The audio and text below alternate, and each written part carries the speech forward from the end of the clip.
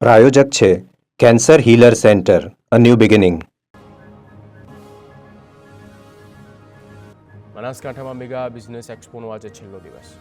વિધાનસભાના અધ્યક્ષ શંકર ચૌધરીએ વેપાર મેળાની મુલાકાત લીધી.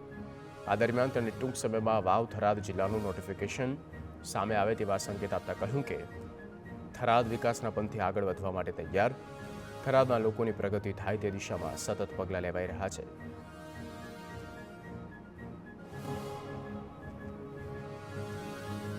અમદાવાદમાં પ્રમુખ સ્વામી મહારાજના જીવન પર લખાયું પુસ્તકનું વિમોચન સમારોહમાં કેન્દ્રીય સંસ્કૃતિ અને પ્રવાસન પ્રધાન ગજેન્દ્રસિંહ તેમજ સાહિત્ય અકાદમી અધ્યક્ષ ભાગ્યેશ ઝા ઉપસ્થિત રહ્યા.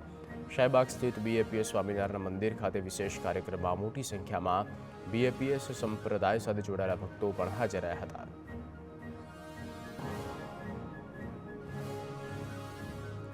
વડોદરાના વાઘોડિયામાં સમૂહ લગ્નમાં મુખ્ય પ્રધાન ભૂપેન્દ્ર પટેલ ઉપસ્થિત. ધારાસભ્ય ધર્મેન્દ્રસિંહ વાઘેલા છેલ્લા 11 વર્ષથી યોજે છે સર્વજ્ઞાતિ સમૂહ લગ્ન. 501 નવદંપતીએ પ્રભુતામાં પગલાં પાડ્યા. તમામ નવદંપતીને ભેટ સોગાદ આપવામાં આવી.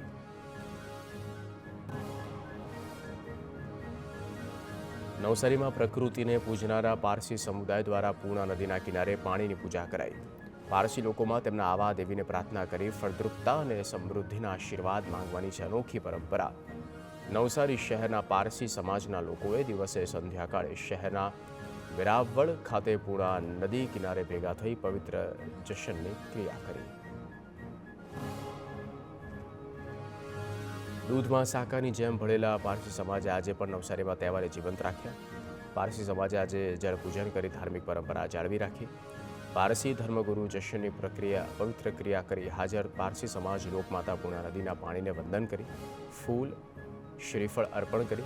આજરોજ મિષ્ટાન તરીકે પૂરણ પોળી જેને દાળની પોળીનો પ્રસાદ જળને અર્પણ કરી બધા પ્રેમથી આરોગ્ય છે.